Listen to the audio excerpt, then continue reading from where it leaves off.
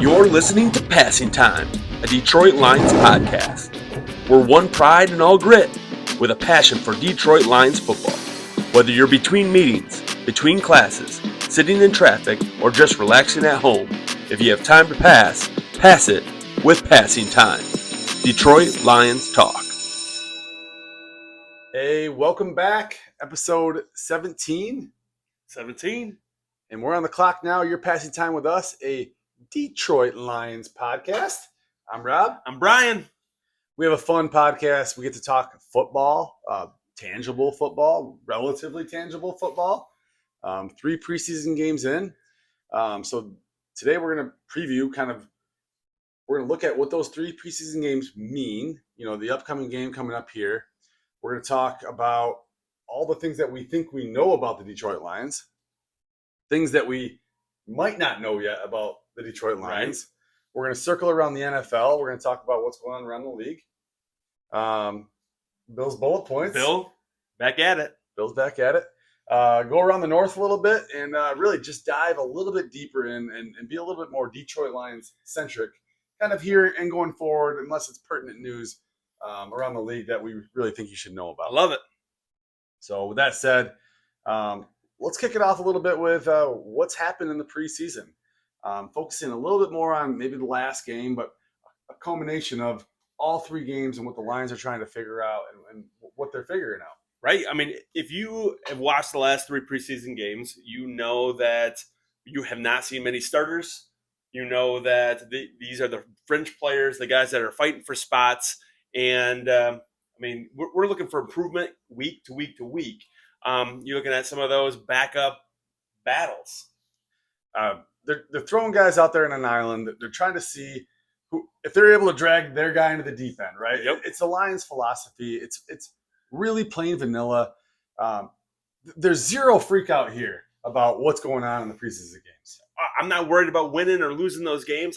I'm worried about seeing the progression from week to week and how clean are we getting out of those games? Are we healthy? Yeah, so we saw a couple glimpses of guys. You want to highlight a couple of the guys? A couple of guys we saw not this past week, but the week before. Tate Ratledge playing some offensive line, playing some guard, and looking solid doing so. And then Tyleek, Williams playing some D tackle and looking like his dancing bear. I mean, some of the things that I saw were those active hands. He seemed like he was getting after it. So yeah, I mean, and Tesla is just he's showing out. And Tesla, you see him week after week, and they're still expecting him to prove himself as he continues to rise on the radar. So Brad Holmes is laughing right now. I mean, he loves the headlines when the Lions reached up and they took Gibbs, and everybody's laughing at him. When they trade three third rounds, they go get Tesla.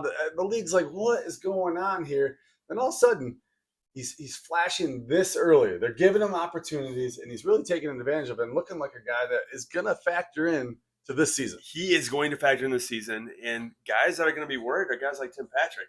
He is the guy that might be on the outside looking in come the end of the season. Now, the Lions love their veterans. They love the guys that have proven themselves, that have put the work in, that have stayed true to them and been loyal. So I believe Tim Patrick is going to continue to be a Lion, and he's going to continue to mentor guys like Tesla. But Tesla is doing enough at this point to force himself into the conversation. So no doubt, he's breaking down the door. Oh, right? Yeah. I mean, he's breaking down the door.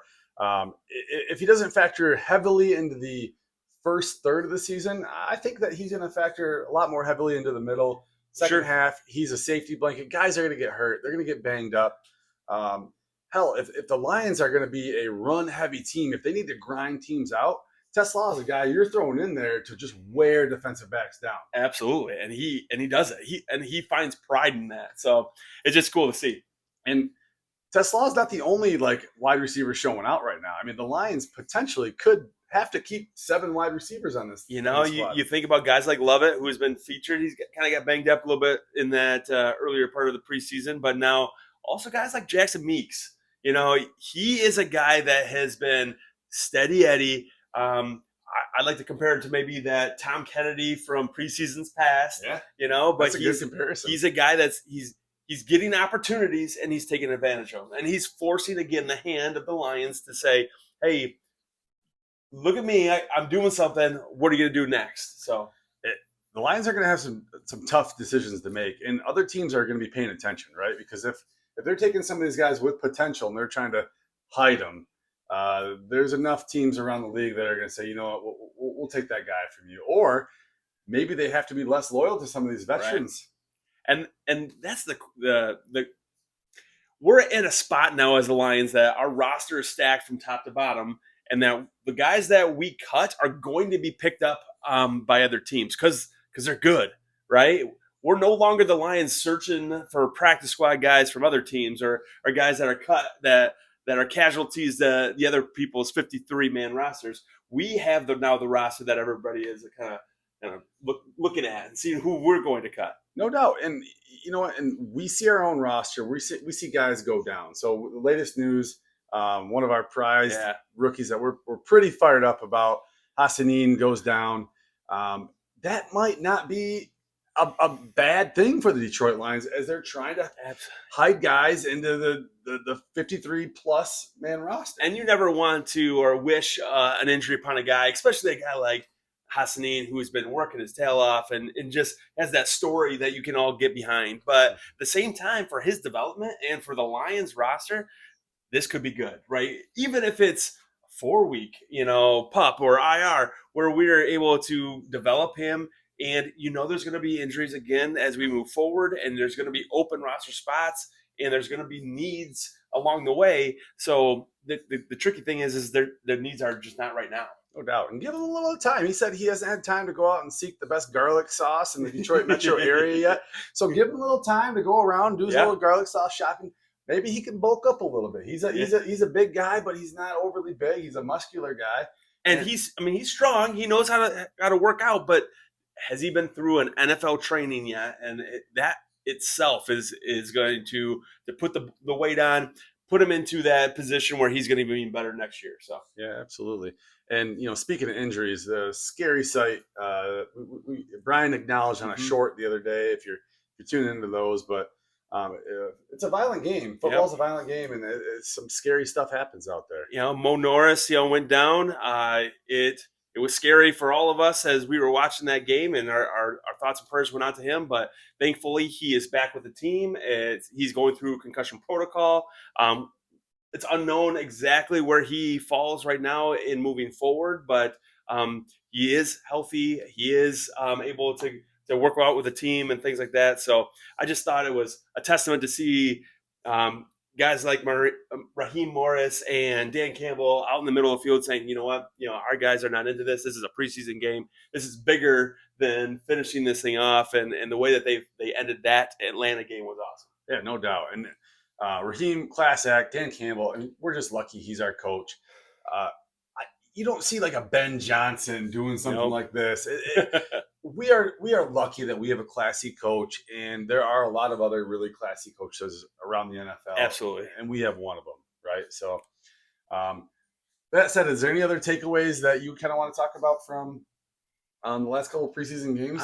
The only other thing that, we all been clamoring about is that QB2, QB3 spot, and whether Hendon Hooker deserves to be a part of this 53-man roster, whether Kyle Allen has won that second QB spot outright, and we can all probably agree that Kyle Allen is the better of the two at this point. But will Hendon Hooker, if he gets cut, be swooped up by somebody else? Hendon Hooker's 27. He played for multiple colleges, didn't do much at Virginia Tech, did enough to get a spot over there with Tennessee, played in an offense that was one read style offense, not an NFL system. He is, in my opinion, those guys are a dime a dozen out there. So I don't think he's going to make the roster at this point, and that's perfectly fine with me. If he goes away, somebody's going to sign him, and that's fine. I don't think that's going to come back to haunt the Detroit Lions. And the only thing you can start thinking about is how Brad Holmes loves his guys, and it's hard for him to just let those guys go. Yeah. He doesn't want to be wrong, and the thing is he hasn't been wrong a lot. It just so happens he might have been wrong this time. Yeah, and you know what, Love what we have is Brad Holmes and Dan Campbell, and they do have a lot of love, but gone are the days of lust, Right. right? They're not chasing this draft capital. They are looking for the best guys to make this roster, and they're in love with the chase to the championship, not with the pride that they took this guy in X round and they were going to keep him around. So this is a new era. This is a new team, and it's a chase for the championship. And whatever gets you better is the route they're going to go. Let's get better. And so I love it.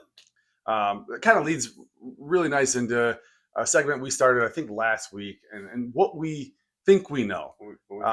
And we touched on a couple of these.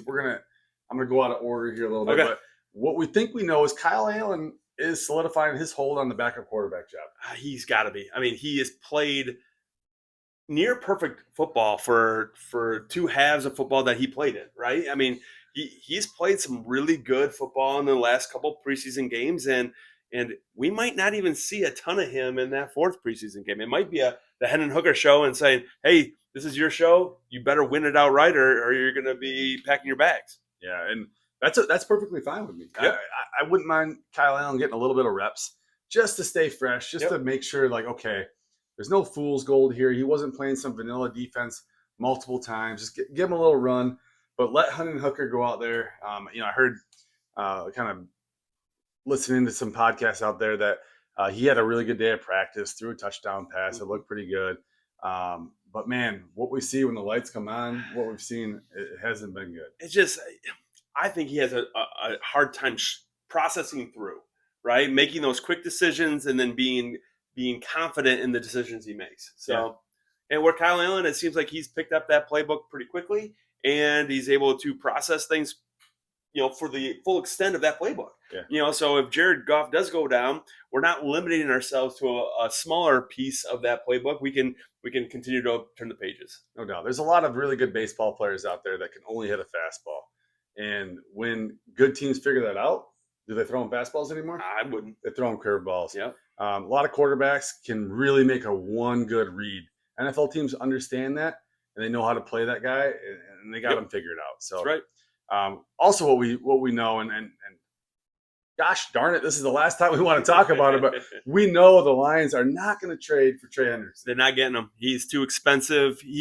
It's a pipe dream to think that Aiden Hutchinson and Trey Hendrickson would play together, even for 1 year, because Trey is looking for the same bag that Hutch is looking for, and we can't afford to pay both. Yeah, Hutch's priority. Yeah. Also, I mean, some of the blasphemy out there that, like, the Lions would trade, Brian Branch, or would you do that? No. Or Jack Campbell or J-Mo. No, none of that. None of that's happening. He's disgruntled because he wants a contract and he wants it now. And the Lions are going to be totally focused on paying our guys first. And we have the better guy here. Hutchinson is the better guy. He's the better guy. And we talked about it last pod about the Hutch rule. Well, going into that Miami week, they continued that Hutch rule, even in those joint practices. Like, he was so disruptive he couldn't do much either. So it was great. Also, what I think we know, this isn't, maybe it's a slight hot take. It's been floating around, but what I think we do know is Darius Smith is going to be a Detroit Lion at some point. Oh man, and it's going to be soon. So my expectation is, with the Hassanin injury, it opens up that position a little bit, depending on the length of Hassanin being out.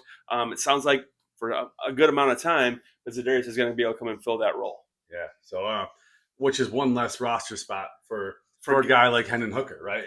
Or Uku, or Nate Lynn, who we all really love, or Agude, some of these other edge rushers that were on the fringe, hoping to win a spot. So the 53-man roster is starting to set into shape a little bit, right? Yep. So I feel like if you kind of talk through the offense, we got Goff, we got Allen.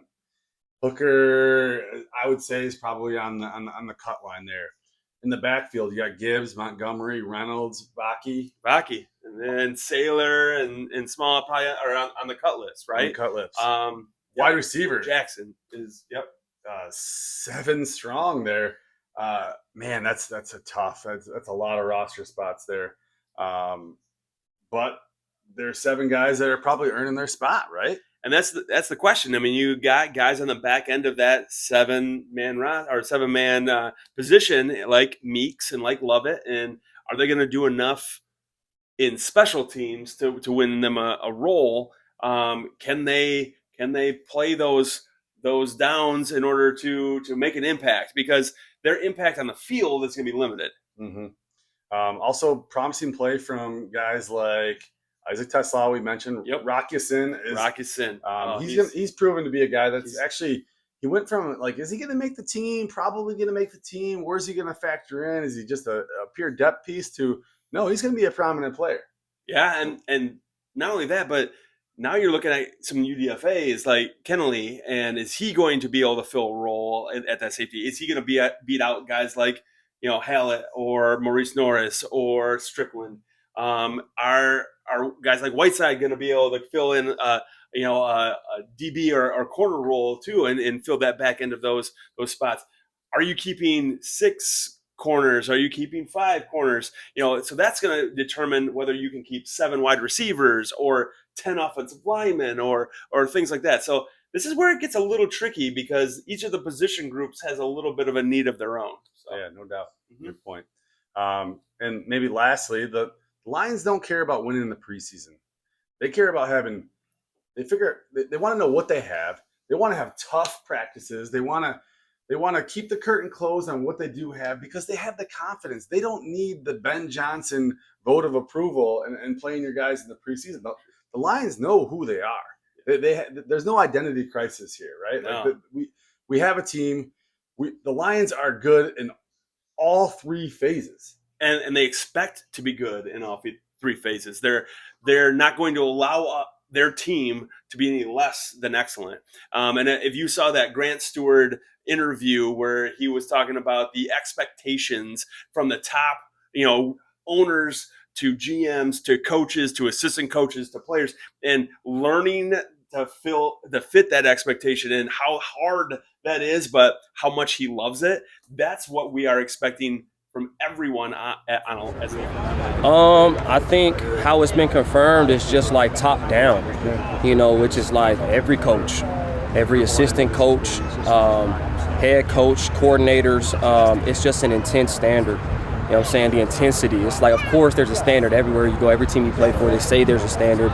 But the intensity of the enforcement of that standard is something that I'm not quite used to. You know what I'm saying? So I've definitely gotten used to it so far, and I really enjoy it. You know what I'm saying? You just keep hearing guys that are coming from the outside. DJ Reed, different guys are saying, man, the culture here is just something a little bit different. It's something special. And those are – it's less about what you see and more about all the little narratives around the Detroit Lions that are adding up to say, okay, it's going to be a special season. It might not be a 15-win regular season this year, but this is a team that's really honing in on winning a championship, building a championship culture, and it's lining up right now. And they're doing it right.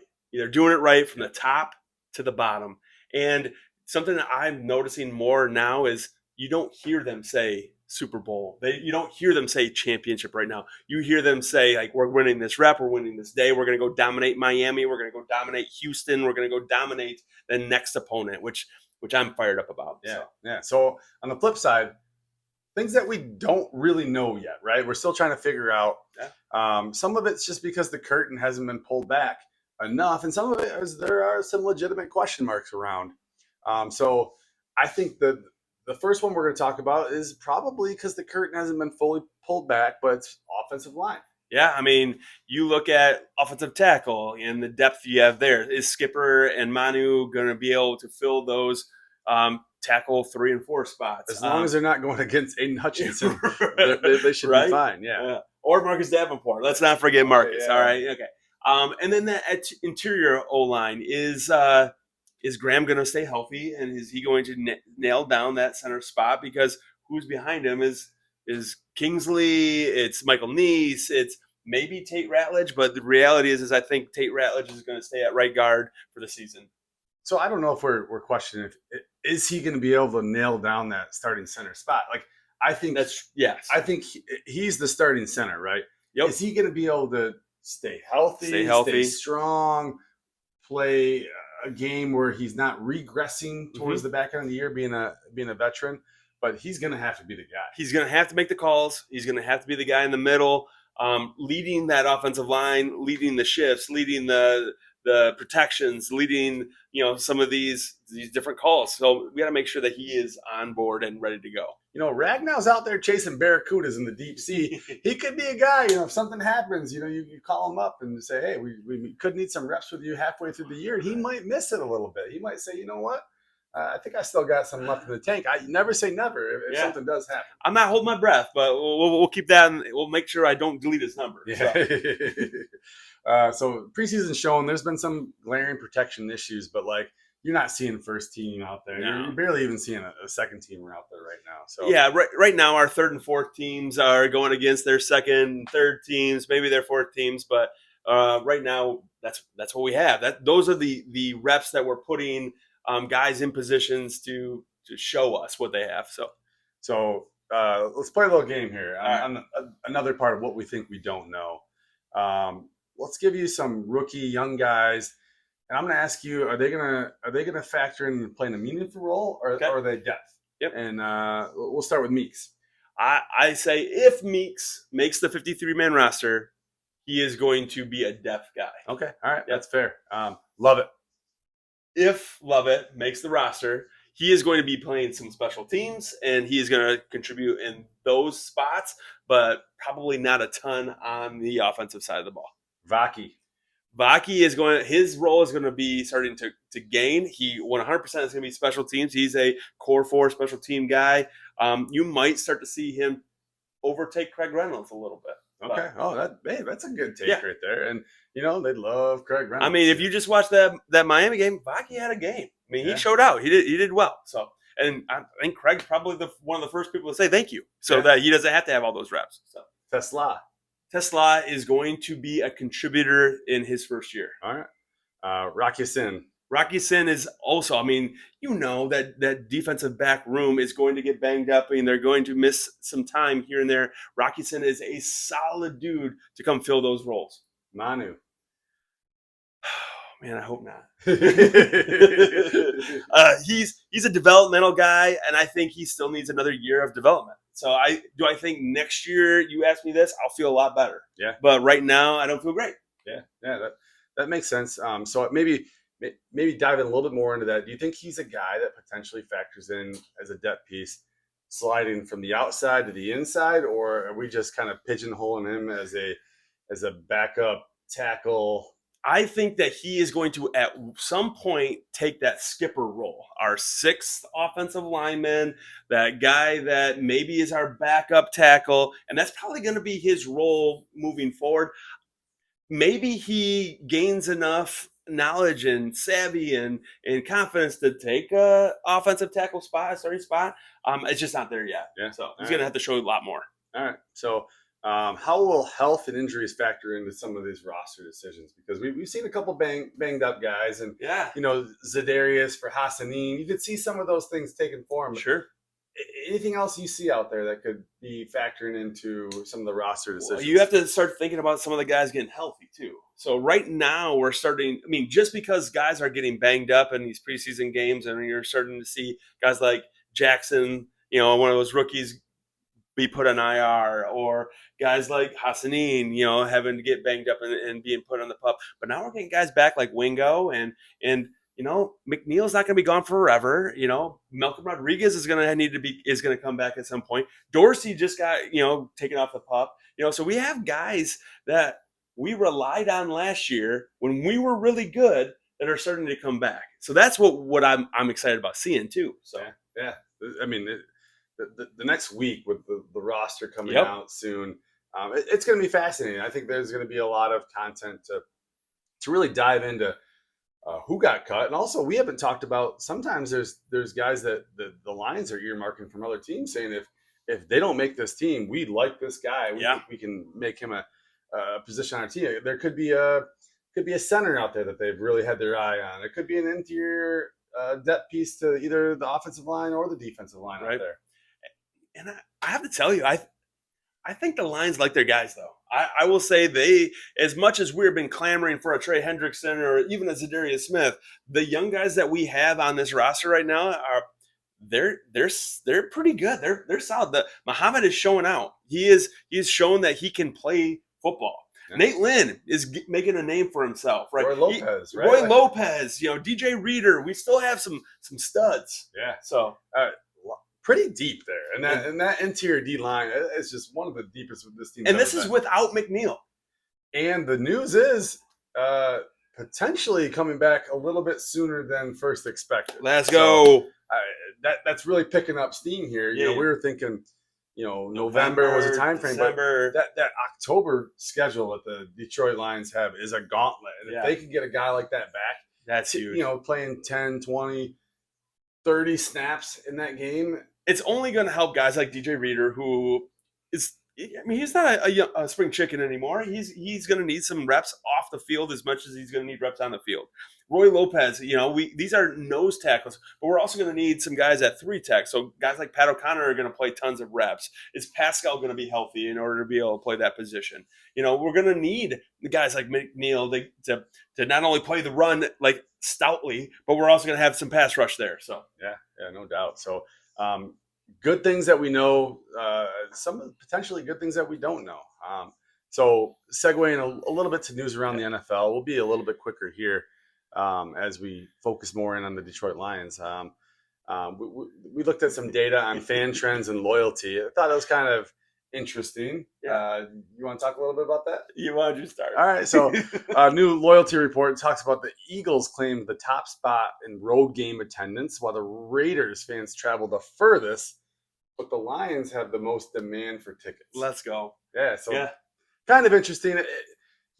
From our homer glasses, what we see, in Green Bay or Chicago or Indianapolis, this is the Honolulu Blue showing up. You see the sea of blue, and it's funny enough, as I was able to take my son to a preseason game because honestly, some of those tickets are expensive and well sought after, and I just thought that financially it made sense for us to at least be able to get to a game, get to Ford Field, and feel that atmosphere. So yeah. And how was your time? It was fun. It was a lot of fun. Yeah, it was a lot of. He loved it, so he ate it up. I posted some shorts of him, just some of his takes on there too. Take a look. So yeah, and maybe he's a good guest of the pod. There you go. So we'll have to get him on again for another take.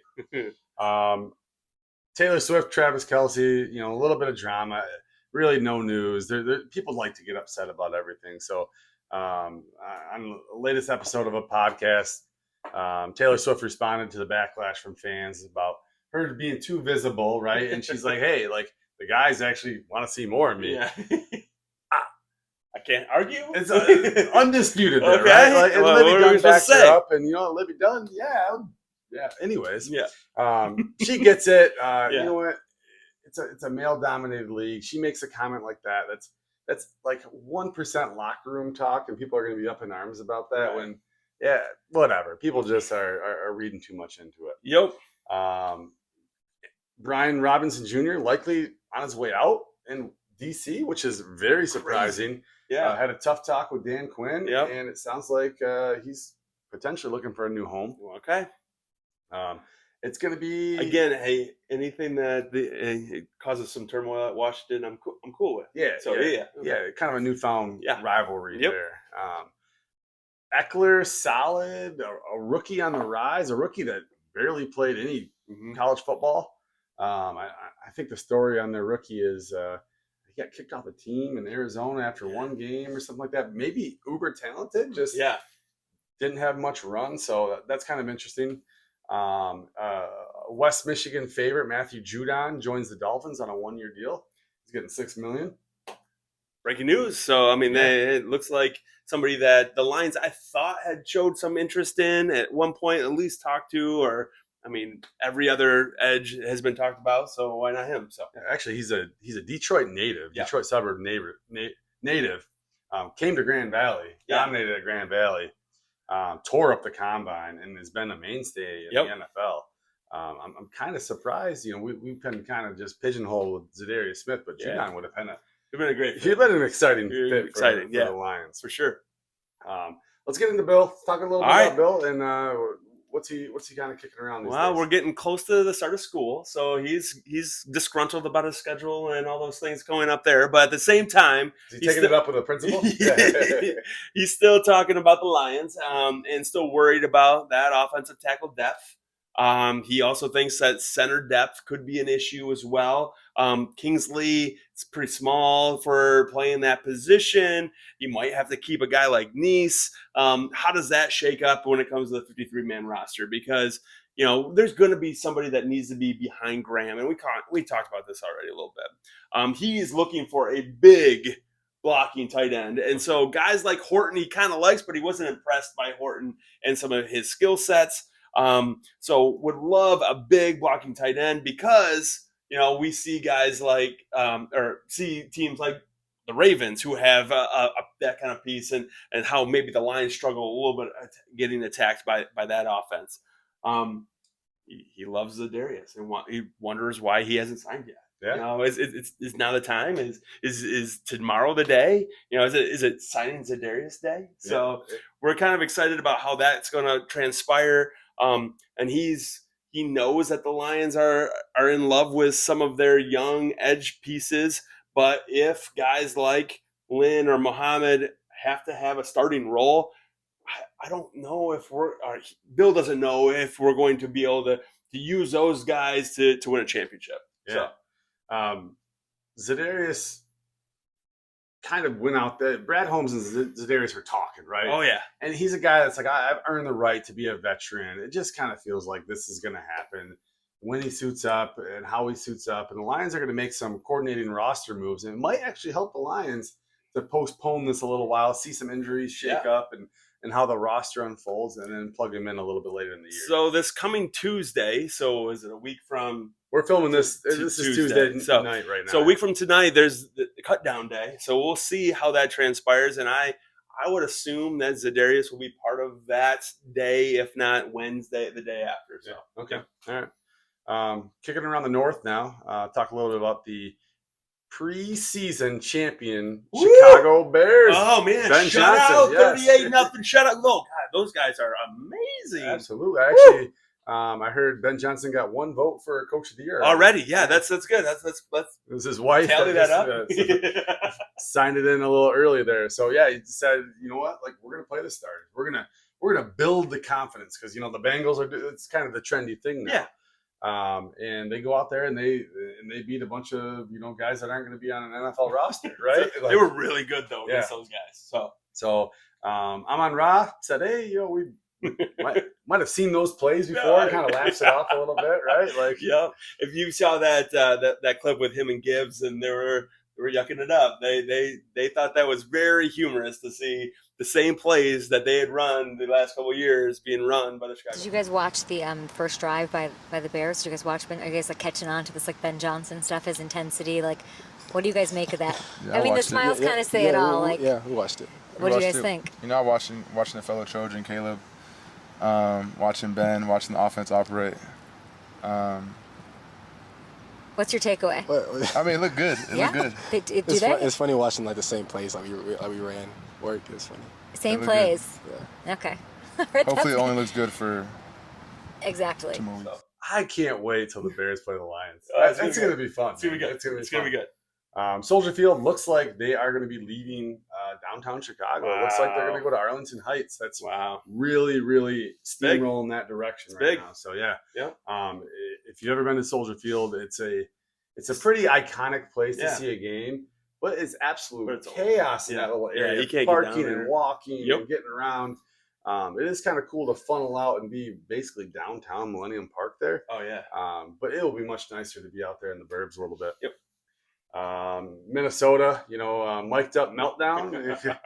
We all heard it. O'Connell drops a beep out there. The F kind of beep. Yeah, oh yeah, the big beep. A little bit of a PR headache for the Vikings. Still, the thing with the Vikings is going to be they got weapons, right? They have a couple running backs that are solid. They have a couple wide receivers that are solid. They got a great tight end. They have a coach that is a offensive coach, a quarterback whispering coach. Is JJ going to be the guy, or is he not going to be the guy? And as a Michigan fan, a lot of hate on JJ because he wasn't asked to do a ton. He ran a pro-style offense at Michigan, but Michigan was a ground and pound type team. But when he needed to put the team on his back, he did. And he didn't play a ton of fourth quarters. He wasn't a stat padding kind of guy. Michigan wasn't a team that like said, okay, we want to win 52-0 based on our quarterback throwing it 85 times. O'Connell is going to be the type of coach that does things quite a bit differently. So that's going to be a fascinating narrative to watch. We'll be interested to see. I think he outperforms kind of what the narrative is out there. Packers, Jordan Love continues to kind of be nursing some injuries. Yeah, his video game playing thing. Yeah, but Willis is looking to be a capable backup. Yep.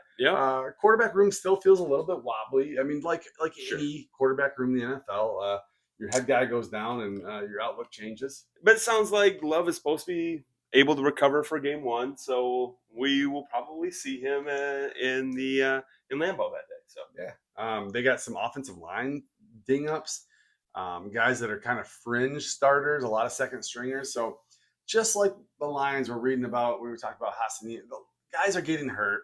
This is what happens. No real big prominent names over there, but teams are getting a little thinner from some of that attrition right now, and they'll get healthier and thinner. It ebbs and flows throughout the year. Yep. But anything else you really want to hit on today? Anything you're looking for going into the final week of preseason? No injuries. No injuries. Let's go. Injuries. Yeah. So I mean, right now, I think the guys that are going to play in this week is going to be like the guys that are fringe players at best. But it's the week of practice. We still have one joint practice with Houston. We'll see how that goes, and I hope it's as much of a whipping as it was with Miami on that first day. So. Houston's better coach team. They're better. They're kind of a more gritty Detroit-like team. So I don't think you're going to get the wild headlines. And, I don't think Dan Campbell wants those types of headlines coming out. No, either. But it is just awesome to see when the Lions just put a whooping on both offensively and defense. It just makes me feel better, right? Yeah. And as a fan, I want to feel good. So. Yeah. So read more into those headlines from practices, the Hutch rule, things like that, than whatever you see in these preseason games, because the Lions are just trying to isolate certain things, certain situations to figure out if a guy's going to be able to pull the rope at the same cadence as the rest of the team, right? Also, if you're not following us on YouTube or X or Blue Sky, please do so. Here's the links. Make sure you take a look at those. Click on those. Follow us. Get us going. We need you in order to continue this. So we just want you to be a part of it. And if you have a comment, share it with us. Yeah, please. So subscribe. If you're listening to this on a podcast, check out our YouTube channel. Look how funny we look. Look how awesome we look. I'm repped out in some cool Detroit swag today. So jump on that and like that and follow that as well. You can follow multiple channels. It just helps. It helps us get on the algorithm. It helps us get found. And we can get a lot of feedback from there, so we can kind of bring this podcast to maybe an apex or something better than you're seeing now. In addition to that, keep an eye out, because we might be planning, we have tentative plans to be on the Talking Grit podcast as well. So this is something that's coming up this week as well. It's in the works still, so it's not finalized as of yet, but that's the plan. So if you see us over there too, that'd be fun. Yeah, and if you don't see us, still go check out their show. Yeah, it's cool. Right? And subscribe, they've got good content. Similar kind of vibe, but totally different than what we're throwing out there. So I think there's not a ton of overlap with what they're doing and what we're doing. So we can kind of pair well together with these guys. But that's it for this show. Thanks for passing time with us. A Detroit Lions podcast. I'm Rob. I'm Brian. Until next week, cheers.